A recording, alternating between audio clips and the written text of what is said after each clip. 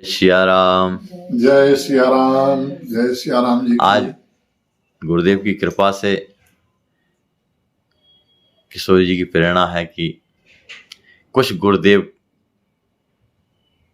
के श्री चरणों में अपनी वाणी के पुष्प हम लोग अर्पण करें कृतज्ञता के। गुरुदेव ने क्या कृपा की, कैसी कृपा की, हम लोग उनको क्या चढ़ा सकते हैं, केवल उनके गुणगान गा सकते हैं। तो पहले हम बहन जी के श्री चरणों में प्रार्थना करेंगे कि कुछ अपने पुष्प वाणी पुष्प चढ़ाने का कष्ट करें। गुरुदेव सरकार की जय। श्री सीताराम महाराज की जय।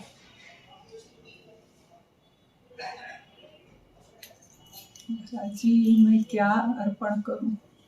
सरकार के अलावा मेरे पास और है क्या? जो सरकार कराए वही कर सकती हूँ।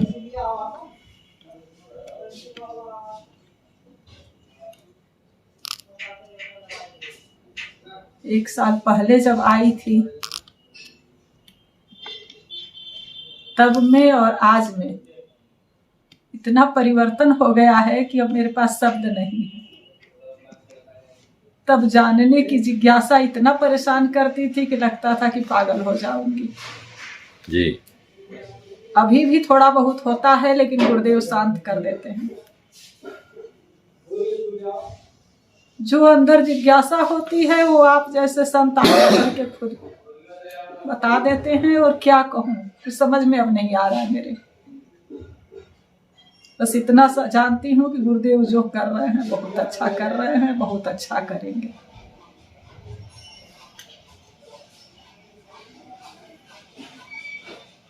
हर क्षण बस यही अनुभूति होती है कि जो गुरुदेव की कृपा से अंदर जिज्ञासा होती है वो सामने से मिल जाता है।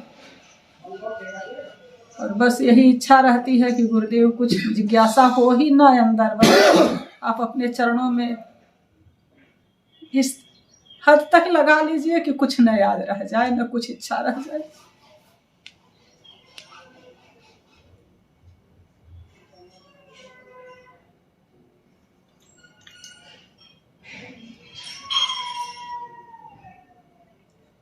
गुरुदेव की हर समय कृपा बनी रहती है, बनी रहे, बस यही इच्छा है और कोई इच्छा नहीं है।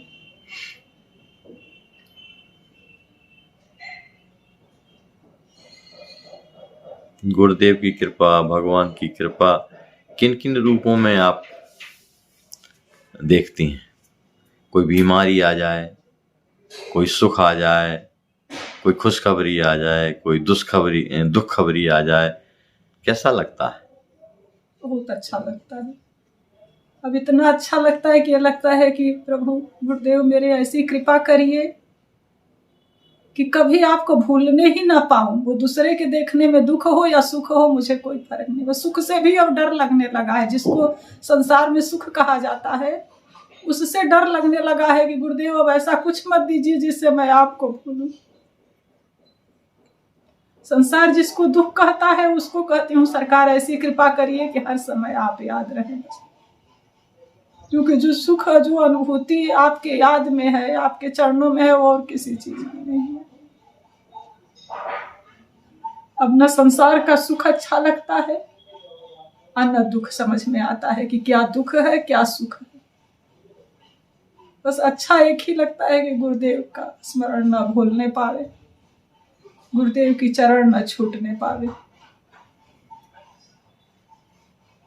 आपको आपके गुरुदेव इतने प्यारे, इतने अच्छे, इतने प्राण जैसे क्यों लगते हैं? उनके अंदर क्या विशेषता थी? क्या नहीं थी ये बताइए। सर्वो सर्वा जब गुरुदेव ही सब कुछ है, मेरे अंदर शब्द नहीं है, मेरे पास कुछ वो गुण नहीं है जिससे मैं व्याख्या कर सकूं। जब सर्व सत्ता एक ही है, मेरे सरकार की, मेरे गुरुदेव की, मेरे भगवान की, तो अलग से क्या कहूं मैं। जिस चीज की कोई सीमा नहीं होती, सुंदरता की, अच्छाई की, जिस चीज की भी कहिए, तो उसको क्या कहा जाए। मैं पढ़ी लिखी भी नहीं हूँ कि मैं शब्द बना सकूं, मेरे पास कुछ नहीं है कि मैं कर सकूं। मैं कैसे बताऊं, बताइए। ये तो आपने सुना होगा, जिसको भगवान का प्रेम मिल जाए उसको तो सब मिल गया।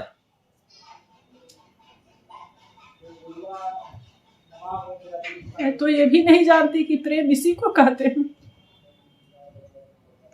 मैं का पता न मुझको, तू भी गया किधर को। मुझे तो किसी चीज का पता ही नहीं।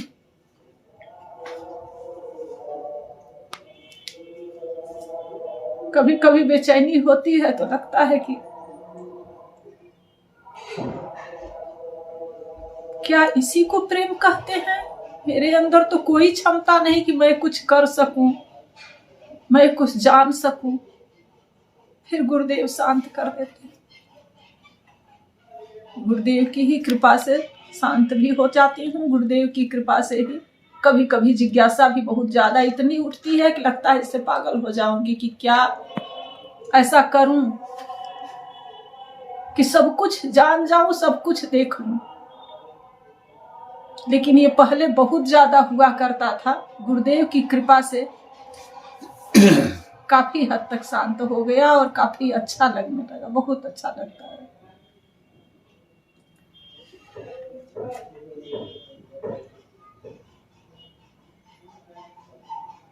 गुरुदेव की कृपा हर क्षण होती रहती है। शब्द नहीं है कि उसके लिए अलग से बता सकूं कि किस ढंग से कब कब होती है, कैसे कैसे होती है, हर क्षण होती है।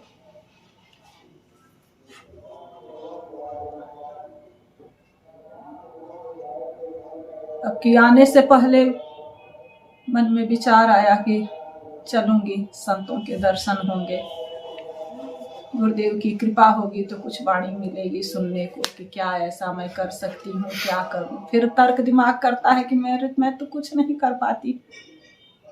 तो जहां जाती हूँ आप जैसे संत के पास, जो अंदर जिज्ञासा थी वो अपने आप लोग सुनाते हैं, वो गुरुदेव के ही रूप में सब लोग। और क्या कहूँ,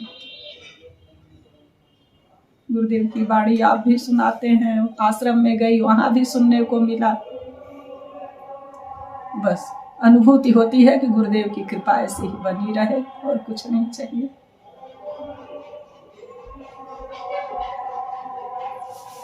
आपकी किशोरी जी से कौन सी रिश्तेदारी है? हमारी किशोरी जी भाभी माँ हैं। भाभी जी हैं जी। वाह, तब तो भाभी ननद का खूब चलता होगा। मैं बहुत सबसे छोटी नंद हूँ उनकी। बहुत तब तो लाड़ प्यार मिलता होगा बहुत ज्यादा। हाँ, इतनी छोटी हूँ कि नंद भाभी वाला कम, मासी वाला ज्यादा है। अच्छा, वाह। उनके पायल, उनके नूपुर के अलावा कुछ अनुभूति नहीं होता, क्योंकि नूपुर और पायल की ही सुंदरता में इतनी खो जाती हूँ कि सुंदरता की कोई सीमा नहीं बखा कर पाती कि कितना सुंदर होगा। कभी कभी मन बेचैन होता है कि इससे आगे भी कभी बढ़ पाऊंगी, देख पाऊंगी कि वो कितना सुंदर होगा जो माँ ने पहना होगा। उसका डिजाइन भी नहीं किसी को बता पाती कि कितना सुंदर होगा वो नूपुर। कभी कभी सोनार के यहाँ जाके ढूंढने का प्रयास करती हूँ कि वो ऐसा सुंदर नूपुर कभी दिख जाता तो ले आती, लेकिन वो भाव मैं समझा भी नहीं किसी को पाती कि वो कितना सुंदर अनुभूति होता है मुझे।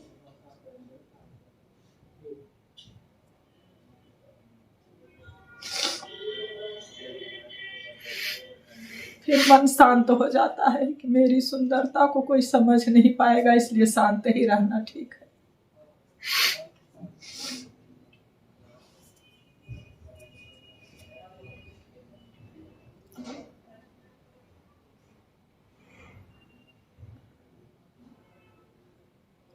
कभी महावर बहुत सुंदर लगता है कि कितना सुंदर रंग हो, उसको अपने हाथों से बनाना कितना अच्छा महावर निखर के आवे कि उतनी सुंदर कहीं संसार में दिखे ही नहीं।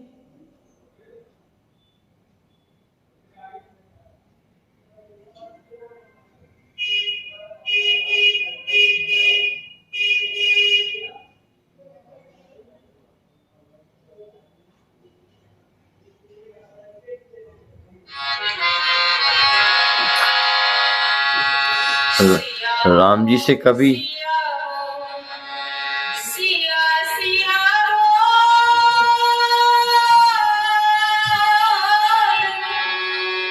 राम जी से नहीं कभी वो होता है,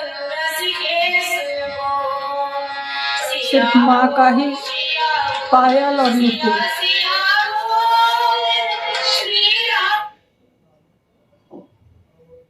इसके आगे नहीं कभी बढ़ पाए।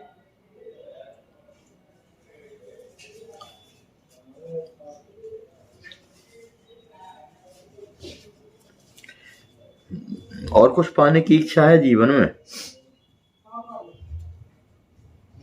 जो मिला है आपको, अभी और कुछ पाने की इच्छा है?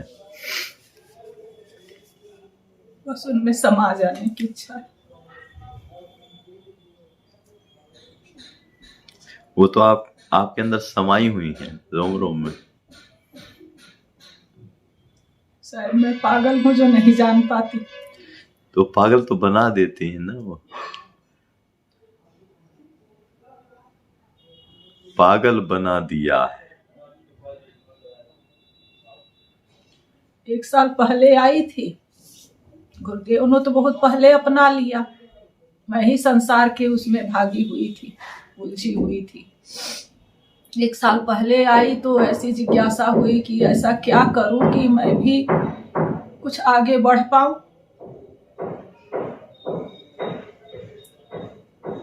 शुरुआत भी किया, लेकिन इस अधम से कुछ नहीं हो पाता,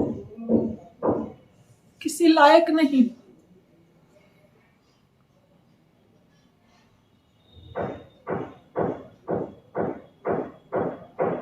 सिर्फ रोना आता है और कीर्तन और सत्संग ढूंढती हूँ, इसके अलावा और कुछ नहीं चाहिए। जब सत्संग कीर्तन मिल जाता है तो लगता है सब खुराक मिल गया। इसीलिए तो किसी महापुरुष ने कहा है, रोना धोना और तड़पना आहों की जागीर, जिसके ऊपर रीझते हैं रघुवीर उसको देते हैं बड़े प्यार से। रोना धोना और तड़पना आहों की जागीर। मीरा ढोल बजा कर कहती हैं, अगर मैं ऐसा जानती प्रेम किए दुख होए नगर ढिढोरा पीटती। प्रेम करो जन को।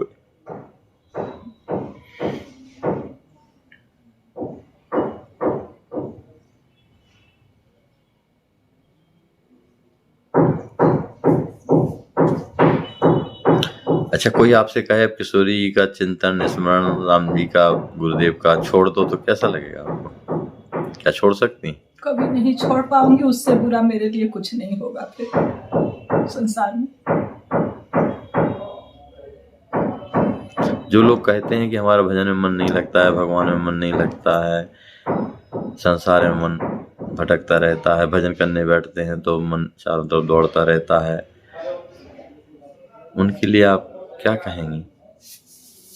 उनके लिए बस एक ही चीज शिक्षा पाई हूँ गुरुदेव से कि सिर्फ नाम कीर्तन करिए, अपने आप सब सही हो जाएगा। क्योंकि जो अनुभव में आया यही आया है और इसके अलावा कुछ नहीं है। राम नाम एक औषधि जी, सदगुरु दिया बताए, उससे सब हो जाएगा। सब हो जाएगा। जितने प्रश्न हैं, जितने हैं, सब कुछ अपने आप हल होते जाएंगे। कहने की जरूरत नहीं, हमारे ऊपर निर्भर है कि हम कितना कर पा रहे हैं। एक ही साधन सब रिधि सीधी साधरे, राम जपू राम जपू राम जपू। आपके बगल में आपके पतिदेव बैठे हुए हैं, इनसे भी कुछ गुरुदेव की चर्चा करते हैं। बिल्कुल बिल्कुल। सीताराम महाराज की जय, सतगुरुदेव भगवान की जय। भैया जरा माइक ले लेना, आप लगा लो।